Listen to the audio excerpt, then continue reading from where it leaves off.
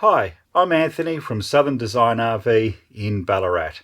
Today we're going to talk to you about the handover experience and we're going to take you for a full tour throughout the van. So what can you expect on the day? Well, you'll be greeted by a sales rep in our team.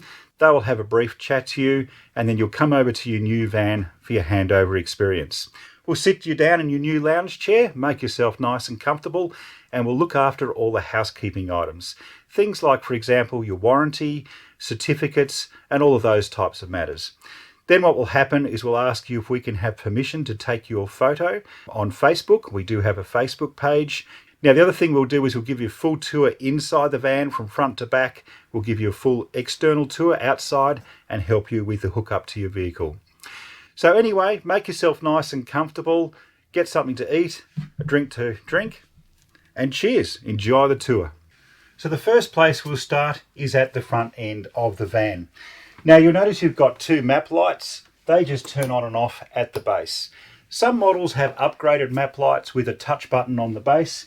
If you touch the button once, it'll light up the base. If you touch the button the second time, it'll turn on the main light. And if you hold that button down for a few seconds, it will dim the light. You've also got a storage niche both sides of the bed. Inside that niche, you have a double 240 volt power point and a USB port, so you can charge up your phones, tablets, and all of those items. As an optional upgrade, you might have wireless chargers by the side of the bed. Now your largest storage space, apart from your hanging space next to your bed, will be underneath the bed. Let's lift up the lid. Now with your bed you've got lumbar support. So if you pull these two little grey sliders in, that will make the support softer. If you pull them out sideways, that will make the mattress firmer. And you've got lumbar support on both sides of the bed. Underneath your bed, we've got your two-tone jack if you need to change the tyre. We supply you with a wheel brace. There will be a black crank handle. That will be to wind up and down your external corner jack stands. A gold-plated hook. That's for your awning to pull it in and out with. And you'll also have your TV box in here. Now inside that TV will leave the legs. If you want to freestand your TV when you're outside, you'll find your legs inside that box. Now most importantly, you'll have a rear view safety camera. So on the back of the van you'll have a camera mounted and that will have a microphone installed on it. This has got a speaker and the monitor. If you give this to your auto electrician, they'll wire it into the car, and with this you can hear the person out the back giving you directions when you're backing in. You can also see when you're backing the van, and most importantly, you can have this running when you're driving down the road. That way you can see your blind spot behind the caravan. Your bed is held up with pneumatic struts. Now like a car bonnet, if you just let this go, this will drop down very quickly. So before you drop it down, please make sure you've got no small children or pets around. Hold on to the handle at the front and very gently drop the bed down. Every van is supplied with a doona cover and the two pillows that go with it. Every van comes with a 9-volt smoke alarm. So don't forget that every daylight savings, change your 9-volt battery and that will keep your smoke alarm in good working order. You can test it by simply pressing this little button here, holding it in for a few seconds, and then you know that it's working okay. If you opt to have 12-volt fans installed into your van, they can either be mounted on the wall or on the ceiling. Now to disengage the mechanism, pull the lever down and then you can swing it into any position that you like. You can rotate the fan around, so you can either put it on the bed or into your living area. Now the fan has got 3 speeds. You'll see a couple of buttons each end of this paddle pop lever. Some other fans have got separate buttons. Now if I press one end, that turns the fan on, so you've got 3 speeds. And then the other end is a timer. For the timer to work, you must first have the fan running. So turn it on, press the button on the other end, and you'll see one blue light. That light represents 3 hours. If you press the timer button again, second blue light, 6 hours. So you've got intervals of 3 hours of running time up to 12 hours. Now the beauty of this feature is you can set this up at night when you're in bed, set up the timer, and you don't have to get up during the night to turn the fan off. It'll turn itself off automatically after the designated time. Now the other option is you can just simply turn the timer off and run it manually. When you're finished with the fan and you turn it off, you can fold it away, put it back against the wall or the ceiling, and then it's out of the way when you're not using it. So inside your van you'll receive a standard 24-inch TV screen. If you want to, you can upgrade to a 28-inch smart TV. Now these TVs are 12 volt. You can run them at either a powered or a non-powered site. On the back they have a DVD slot so you can play your DVDs, and we've also mounted the bracket on here so that you can mount it onto your TV bracket. To mount your TV, all you do is take the clip, the retaining clip out of your bracket, slide the taper down, put your clip back in, and there's your TV mounted. You can watch it from the bed or you can swing it all the way around to your living area. When you're traveling, we suggest that you take this out of the bracket and put it underneath the bed covers and the pillows. That's the safest place for it to be when you're traveling. I would power it up via the 12 volt socket. It's very important to use that one because I think regardless of whether you're at a powered site or not, that will run your TV 100% of the time. But you do have a 240 volt option there if you like. You'll also find that there's a little socket here with a green light and a black button. That turns your booster on and off for the aerial. You'll need that green light on to get signal to your TV. On your ceiling, you've got your wind guard TV aerial winder. Now, when your TV is down, it's folded down on the roof. When you get to camp, you need to stand it upright so that you can use your aerial. There's an up and down winder directional finder here. Follow the arrows, wind the handle around in the up position until it's all the way up. Once it's up, pull this little wheel down, it's spring loaded, and rotate it around. That will determine the direction of your aerial. When you get to the caravan park sheet, go and look at all the other caravans, see where their directions are rotated to, and just copy them. They've probably worked it out. So once you've got it rotated to the direction you desire, tune in your TV and away you go. When you bring it back down, make sure you line these two little white arrows up at the base. That's very important because that lines up with the cradle.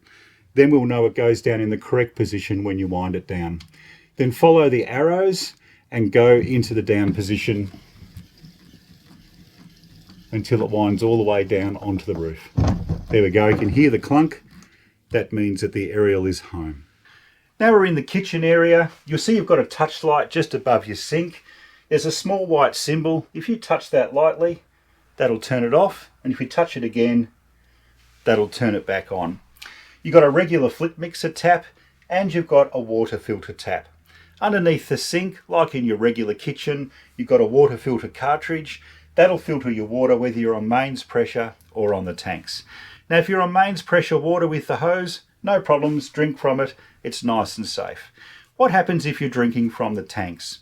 We would recommend that you keep your tanks as full as possible. If you don't have airlocks inside the tanks, it's less likely to breed bacteria and other things like that. So store your tanks full. Before you head off, dump that water, put fresh water in, and then it will be safe to drink from this tap. You've also got a range hood up here. It's got a touch screen on it. And it folds up out of the way when you're not using it.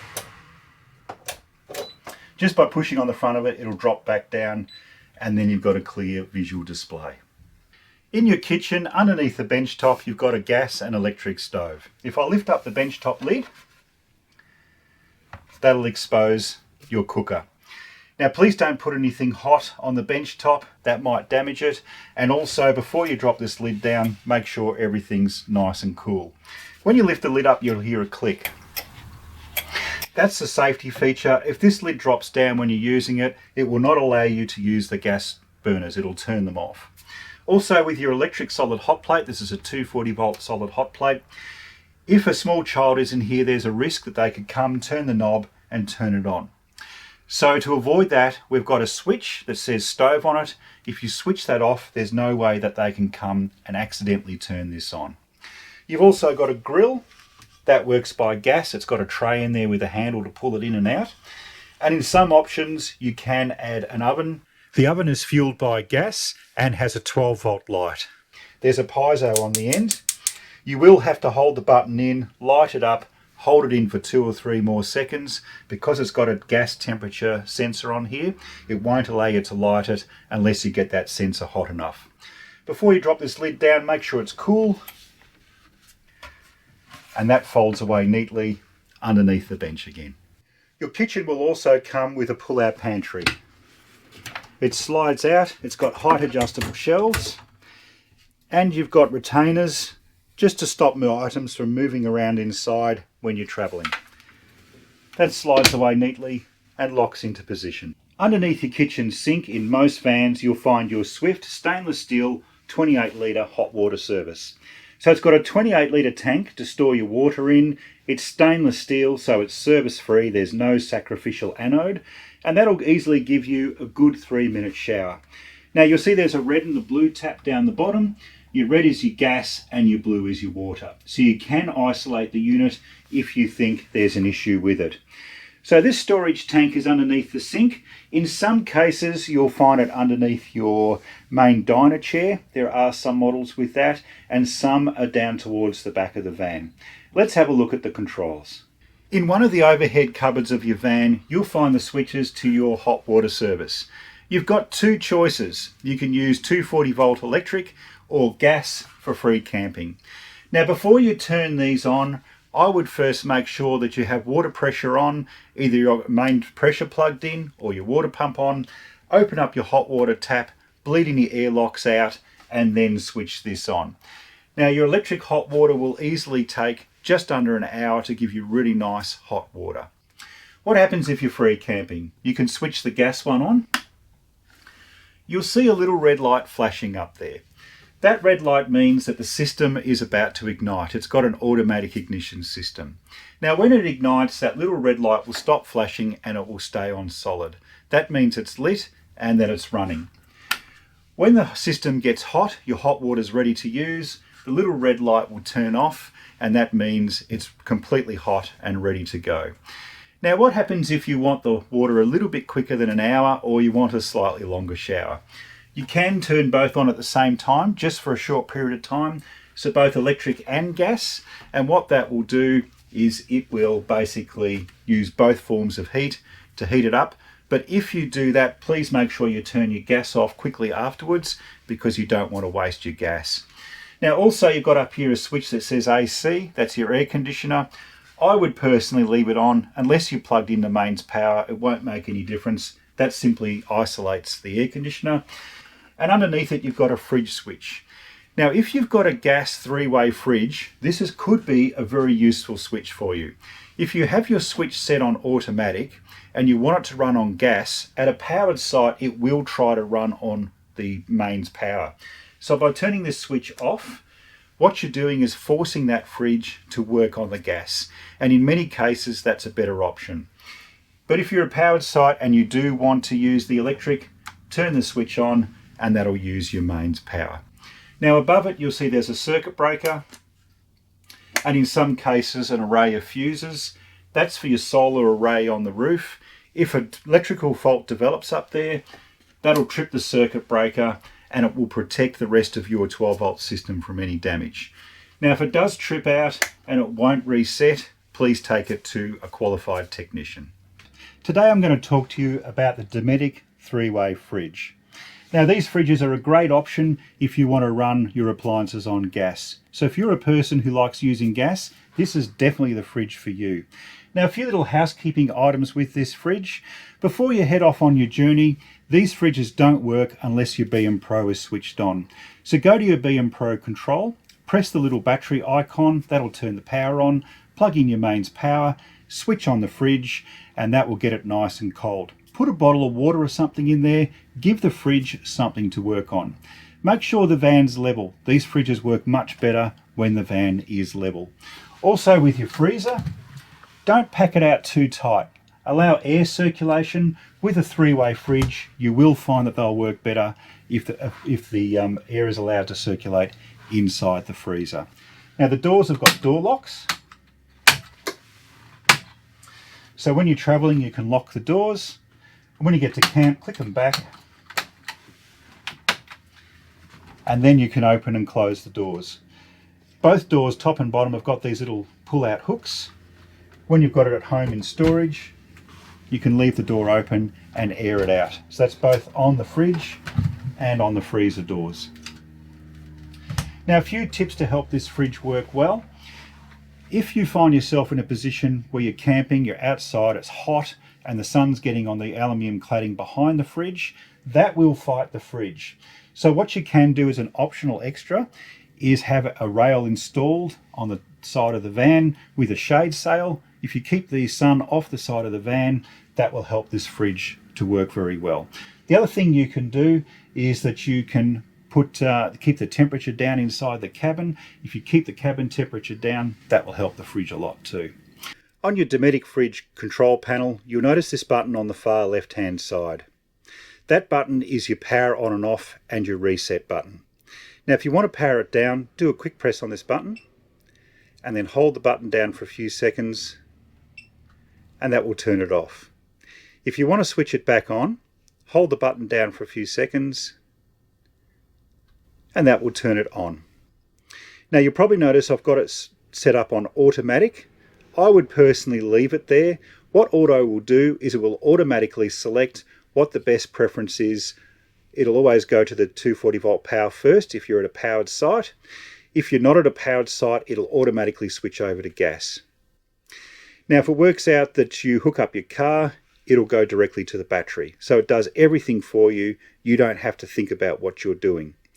Let's say you want to change these settings manually. You can go to the mode button over here. If I press the mode button, you can see it's gone to battery and it's alarming. Now these fridges don't work on the house battery, they only work on the car. So if you ever see it flashing and alarming like this, it's telling you that I'm not getting what I need, and currently we're not hooked up to a power source from a vehicle. Now let's say you decide that you want to travel, that's fine, you can run this on the battery. It'll only maintain what's in the fridge. So I wouldn't have this on any longer than you need to. As soon as you get to camp, unplug your 12-pin plug and make sure it goes onto one of these other two settings because they're the most effective forms of cooling. Gas is probably the best of the lot. Now if you want to, you can manually select gas. There we go. This has got an automatic ignition system. In the bottom of the fridge, in a few seconds, you'll hear a piezo clicking. Now, if it lights straight away, good and well, that little blue light will stay on, it's happy, and it will run. What happens if you've got no gas or your gas bottles are turned off? This is what the fridge will do. You'll hear that clicking in the bottom of the fridge. It'll run 3 cycles, and at the end of the 3 cycles, it will time out, and you'll see the same thing happen. It'll start flashing and alarming. If it does that, the only way to fix it is with a reset. If your fridge is timed out on gas, it is important to first bleed the airlocks out of the system.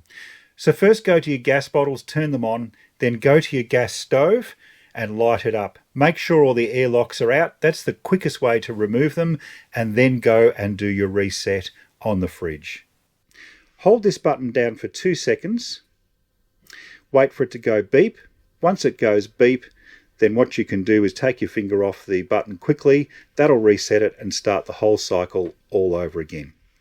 Now you can also select 240 volt power manually, or if you go back to auto, it's gone straight for the 240 volt power. Now up here you'll see there's a thermometer button. In freezing cold Ballarat, 4 is fine. If you head up to Queensland, you probably want to put it up to 5. Now with these buttons, you press it each time, up to 4 again. With these buttons you can't change the zones between the freezer and the fridge. These fridges, it's the one temperature zone that will do both zones on the fridge. So that's your Dometic 3-way fridge. Before you head off, make sure you lock the doors. So click them across. And underneath the fridge you'll find there's a gas isolation tap. Every gas appliance in the van has an independent isolation tap. You don't need to turn it off. They're just simply there that if you think there's a fault with an appliance, you can make it safe. You'll also find that your water pump is underneath the fridge in most vans. With your microwave plate, we suggest that you take your plate out and put it in the map pocket. That's a nice safe place for when you're travelling. This is your B&Pro Battery Plus 35 system.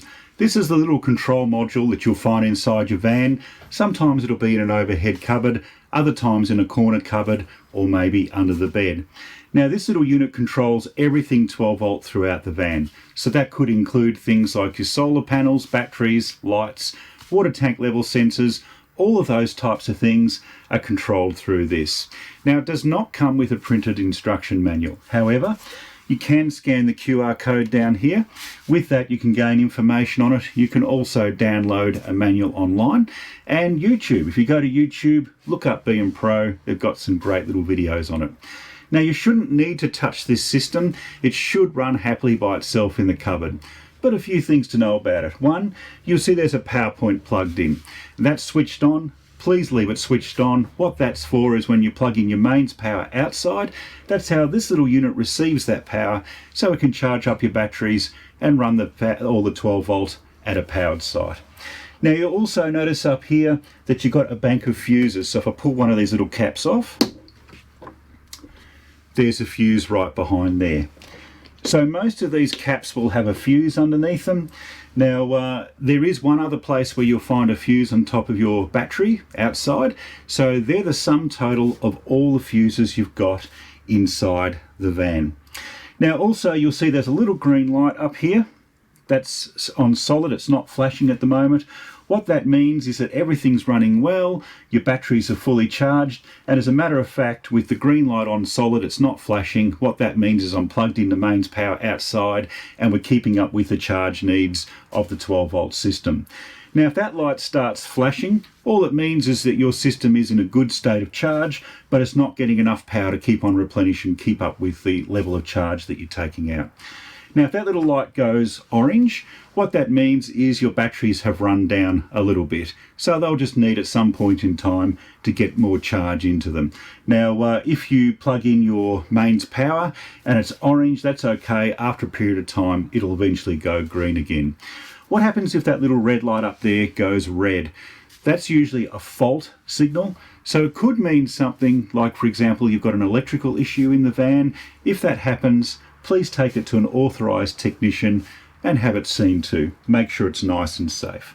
Now on the end of the box, which is just down the other end here, there's a little reset button. So like any computer, if this is playing up, you can press that button up there, and what will happen is it'll shut it down, reboot it, start it back up again, and reset everything. Now if you press that button, please be aware that you will have to wait for a few minutes for everything to fully settle back down again. So that's the main part of your system. Now next to your B&Pro Battery Plus 35 system, you've got a little module called an Odyssey Link 104. Now this module is a Bluetooth module. If you want to, you have the option of adding in a mobile phone and controlling your 12 volt system via that phone. So to do that, type in Odyssey Link 104 on your phone. You'll find an app online. There's a little black button on the side. Press that little black button. That will help you to pair in your phone once you've got the app online. And once you do that, everything that you can do on the main screen at the door, you can now do it on your phone. And in fact, you've got other options. For example, if you wanted to add in a tyre pressure monitoring system through B&Pro, you can add that on and see what's going on through your phone and control all of those things with your phone. The other thing you can do is that with your regular Trek 3 control screen, you can't necessarily turn lights off and on in different zones. But with this system you can. With your phone you can get in and turn the lights on and off. So you can do all sorts of great little things like that with your phone. This is your B&Pro Trek 3 controller screen. Now the demonstration I'm going to give today is based on your Dometic 3-way fridge. So if you have a compressor fridge, it will be a little bit different. I'd suggest that you wait till we bring out our video about the compressor fridge. So at the moment you can see this screen is dark. It always goes dark after a few seconds of use. If you want to backlight it, press the little light bulb button and that will backlight the screen. Now at the moment you can see the battery has got all of its bars up and is sitting on 13.5, maybe 13.5, 13.6 volts. That's a normal state of charge. We consider that to be a healthy battery. So when your battery bars are up, you know it's healthy. 13.5, 13.6 is a good voltage.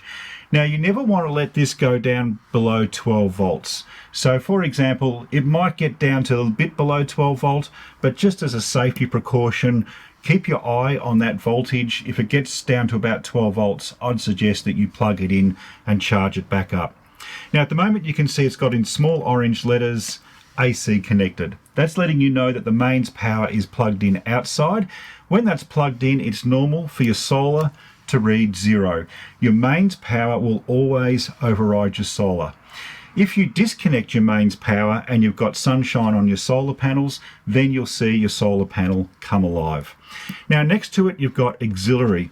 Auxiliary is the grey Anderson plug that you've got on the front drawbar that plugs into the vehicle. If your system requires charge from the car, you'll see auxiliary come alive as you're travelling along. And then above it, we've got here amps. It says draw. Now at the moment it's not pulling anything because I've got it plugged into the mains power. However, sometimes when you disconnect the mains power, you'll notice that it will have a figure up here of how much amps you're drawing. You always want to keep this figure here higher than your solar preferably, or your input. That way you can keep on top of things. But be aware if this value is higher, then you will start drawing from your batteries and taking charge out. So that's your main charging system. Now if I disconnect the mains power, AC connected will disappear off the screen. Under the battery it'll say discharging, and then it will give you an estimated time remaining in hours of how long it thinks you got left on those batteries. This figure here will fluctuate all the time. It will depend on whether or not you got many lights on. If you've got a lot of lights on, it'll be a shorter period of time. If you turn more items off, you'll notice that the value will go up, and that will keep fluctuating. Even things like more sunshine on the solar panels will affect that reading. Now probably if you're getting down to say about 10 hours or maybe 7 or 8 hours, I'd be looking back up at your voltage meter and making sure you're not getting down too low. It probably means you need to plug your power back in again. Now up here you've got 2 water drops. Tank 1 and 2 are your 2 freshwater tanks, and the bottom grey water tank is tank number 4. So if you've got a dirty grey water tank, that will be tank number 4. Now down the bottom here it says pump 1 off. If you press this button here, that turns your water pump on and off. So you've got here pump 1 on or pump 1 off. Now if you're at a main campsite, you've got mains pressure water, you do not need your water pump on. You only need the water pump on if you're free camping and you're taking the water off the tanks. So don't worry about number 2. You'll see there's a pump number 2 down there. It's not wired up to anything. There isn't a pump number 2 as standard in these vans. Now up here you'll also see that there is a little battery button. So let's say you do have a 3-way gas fridge. This will have to be on for the whole time that you're on the road. If you turn this off, you'll turn your fridge off as well. So what I recommend you do is 24 hours before you head off, turn this little button on, plug in your mains power, switch on your fridge, and that way when you head off down the road, you've got a fully cold fridge, fully charged batteries, and you're good to go for the journey. Now let's say we want to turn it off. If I press this button now, you can see that's completely killed the 12 volt operating system. The only reason why you'd press this button is to put it into storage. If it's undercover, your solar panels are not getting sunshine, that will stop the draw on the batteries. It'll even turn your 3-way fridge off, and that way you'll save your batteries and you won't discharge them. Now if you do turn it back on, that'll set the system back up on 12 volts, and you'll need this running for the rest of the time that you're on your road. If you do need to turn lights off, just turn it off at the switches. Now let's say you're parked outside, it's in storage, and your solar panels are receiving sunlight. Leave this on, turn off all your light switches and your fridge. If you do that, you can use your solar panels to trickle charge your batteries for you and keep them charged up. Now down here you've got a house button. So this is your back menu or your settings button. Let's say you want to change the time. So let's hold it down for a few seconds until you see setup appear in the middle of the screen. There we are.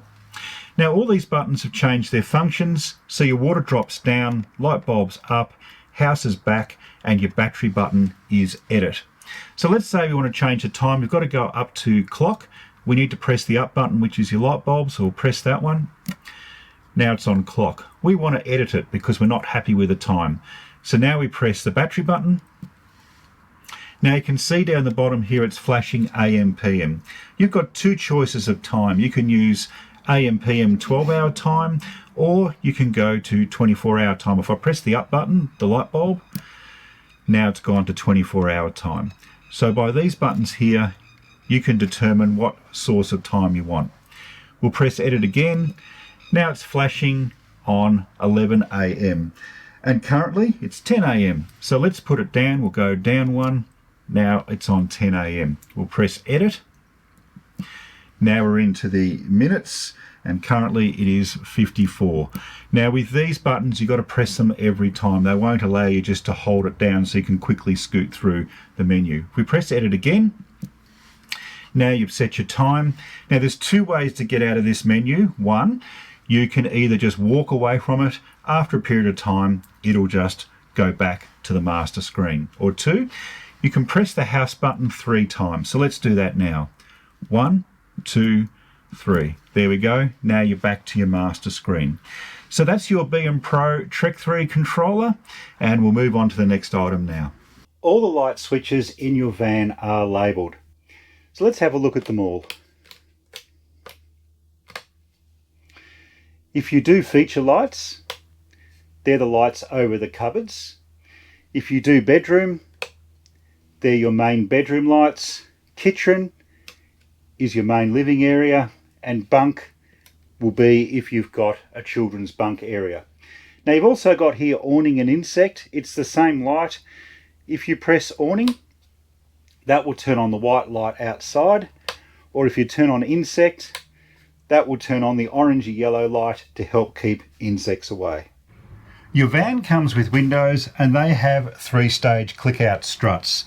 To release the windows, press in the grey buttons, turn the levers around, and then you can open your window. So you got 1, 2, 3. You can see that you can open up the window very wide. To close them, just lift it up a bit and drop it down. Now you don't need to bring it all the way out. You can do it on the first stage, for example, and release it from there. So that's how you open and close your windows. Now with your lever down the bottom, there is a little catching point, and it's got a groove in it. If you want to, when you're camping, you can lock it into that groove, and what that will do is it'll allow air in from the sides. So you do that if you're getting condensation forming on the inside of your windows. That little bit of air will help prevent that condensation forming. Now if you decide to head off down the road, make sure that you put the levers all the way back and lock this window hard up against the rubber seal. That way there won't be any wind damage down the highway. Now these windows come with privacy screens and fly screens. Now if you want to, you can do this. You can have a bit of air come in and have some privacy if you want to have a lay down in the afternoon or something like that. Now if you are traveling, we would recommend that you leave these open, and also if you're in storage. If you leave these blinds up month after month, year in, year out, it'll eventually stretch the fabric because it's on spring-loaded rollers. To keep them in good condition when you're not using them, leave them open, and then you'll get many good years of trouble-free life out of these appliances. If you've selected a van with a bunk option, especially the double bunk option, you've got extra storage underneath the bottom bunk. If you lift up the mattress, you've got an access point for storage underneath there. If you open the front door, you can get in from there. Also outside, there'll be another hatch where you can get access. You've got 3 points of access to that under bunk storage. Now the bunks all get a map light. They get a double 240 volt power point, double USB socket and a 12 volt socket on every bunk. So all the children's power needs are met, and also they get a map pocket each end of the bunk so that they can put their tablets or all their other toys and books and things and store them away neatly on both ends of the bunk. If you have a van with a new upgraded one-piece composite panel roof, you've got an upgrade in your hatches. Now these hatches have got a little touch light, so I turn this once, that's off. You've got 3 levels of light. So by touching that light you can adjust the light. And also you've got this handle, if I pull it up this way, you can bring it all the way up, or you'll see this little slot down here. If I put it in there, it's only part of the way up. Now if I want to lock it all the way down, lift it up again, put it in the far track and make sure you hear the click. That's now locked down. Now a little tip with these screens, you've got both a sunblock out and you've got a fly screen. You'll notice that these blinds are pleated. So one of the biggest mistakes many people make is they'll leave it open in this position when they're traveling. If they get fast moving air through these pleats, it'll stretch them, and when you go to put it back, it'll all start bunching up just here. So the best thing you can do when you're traveling is leave these open, and that way you'll get many good years of trouble-free service life out of these blinds. Now some vans out there that do not have the single piece composite roof will have these types of hatches. Use your wrist in a rocker motion on this handle. That'll twist it back and then slide it along. You can put it any position you like along that track. To lock it down, make sure the 2 hooks lock back in and then it's locked down. In our new vans, we've got a solid one-piece composite roof. Now these are great because what they do is with the foam insulation between the panels, it actually is a lot cooler than the old style roofs. But with that, we've also got an upgrade to our fans, both for the shower and the ensuite area. These fans come with a light switch, so you can turn it up and down. You've got a winder mechanism, and I feel like this is a bit better quality than the old ones. Also, you've got the fan. There's a 2-way rocker switch. If you switch it one way, it'll suck the air out. The middle position switches it off. If you switch it the other way, that'll blow the cool air in. So you can use this fan to either exhaust steam out, or you can use it to bring cool air in and help cool the van down. This is your Dometic heater air conditioner. Now every van is supplied with one of these. You can control it by the remote control.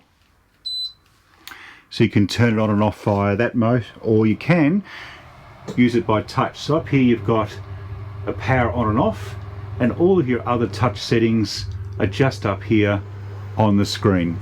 So you've got a few different options with this. You've got a heater, an air conditioner. You can also use it to withdraw moisture from the air. It's got a dehumidifier. Any of those cycles are available. Now if you want to, you can clean the filters. On each side you've got a little lug. If you pull that outward sideways,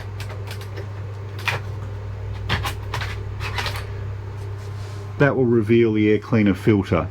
So if you pull that out, what you can do is vacuum it out if it gets full of muck, and then slot it back inside. Most diner areas have as standard a fixed table, but if you wanted to, you can upgrade to what we call a Tommy table. With that you can move it in and out. All you do is you simply squeeze the black paddle lever underneath the table. You can move it in and out or rotate it around, and on the base there's a black button. If you push that down with your foot, you can lock the table down into position and potentially turn it into a sleeper. Now if you do want to do that, the cushion is an optional extra, so talk to one of our friendly sales team about your options with getting an extra cushion to turn that type of table into a sleeper. Now also underneath the dining area, you've also got storage. You can lift up the cushions and get in from underneath. And in some cases, you've also got doors on the side. You can open and close those to get extra access in. Many of our vans come standard with a trifold table.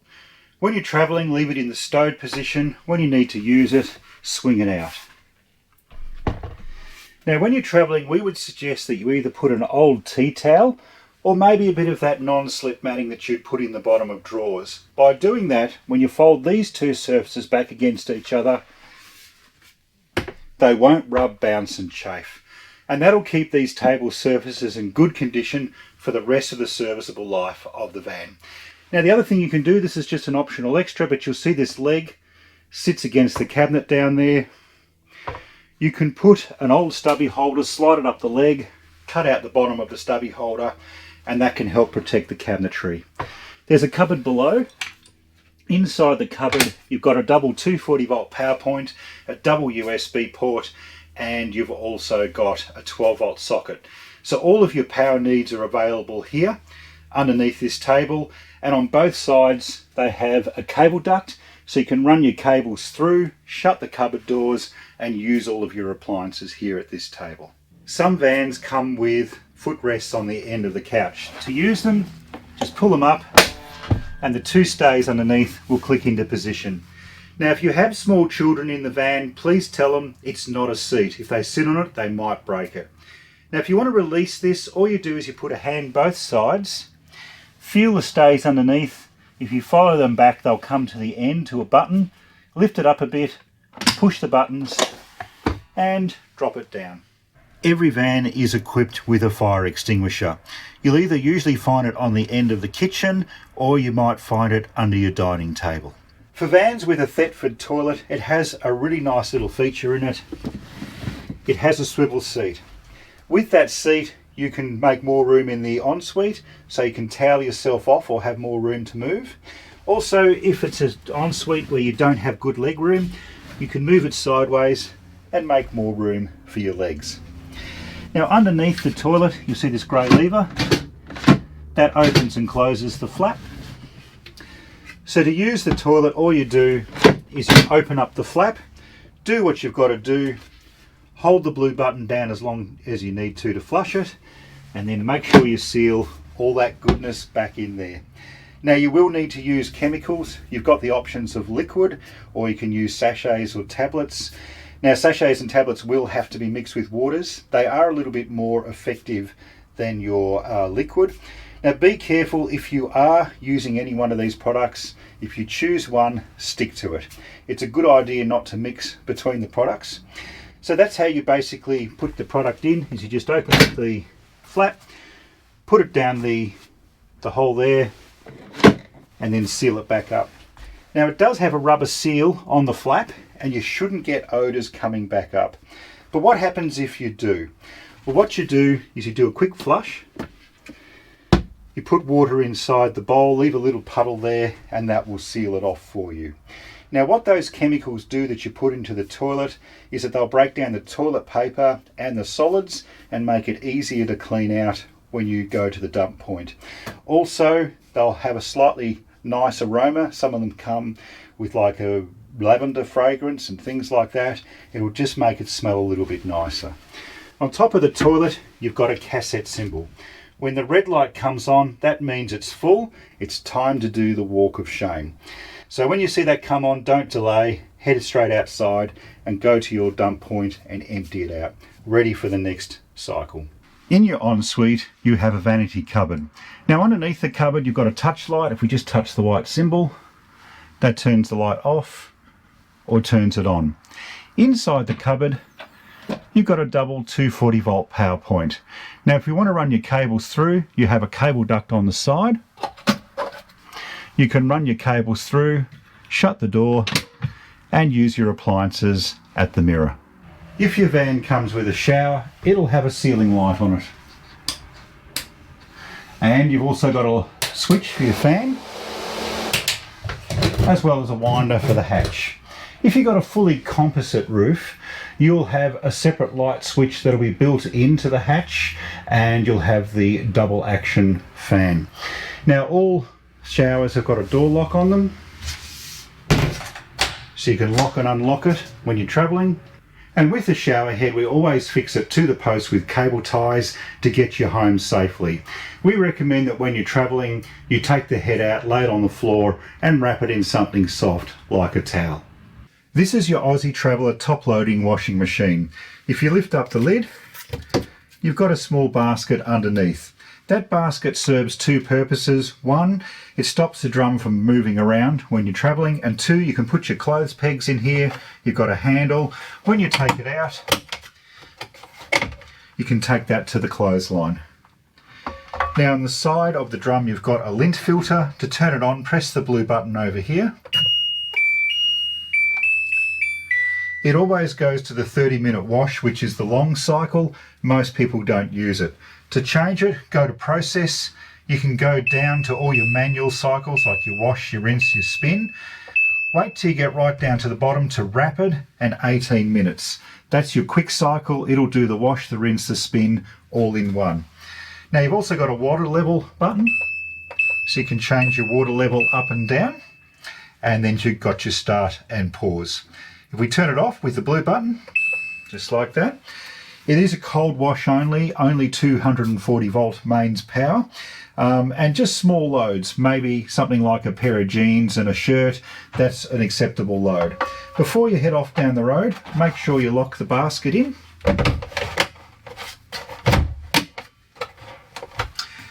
And then you're ready to travel.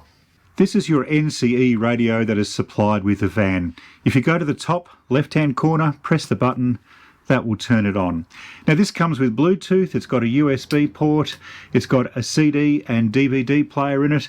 It's not wired into your TV as a standard item because your TV's already got a DVD player on it. You can change the mode button, that'll go between Bluetooth, radio and all those other types of settings. These two buttons here will do the tuner backwards and forwards on the radio. Now these vans have got 4 speakers, 2 inside and 2 outside. Let's turn up this radio a little bit. There's an in and out and all button. If you hold in and out down for a few seconds, that turns off the inside speakers. Now only the outside speakers are on. If I press all 4 speakers are back on together. Now if I do 2 quick presses on the in and out button, now the inside speakers are on, the outside speakers are off. And if I press all again, that puts all 4 speakers back on together. Now it does come with a remote control, so you can use it by remote. You can also Bluetooth your phone and use it remotely via that method. We have another radio brand called Aussie Traveller. To change the speaker zones, you simply press this button here. You'll go between all the different ones. There's one that says fade and one that says balance. So fade goes from inside to outside and balance goes from front to back. So that's the conclusion of the interior of the van. Thank you very much for watching. Please come and join us for the next part of the tour when we head outside.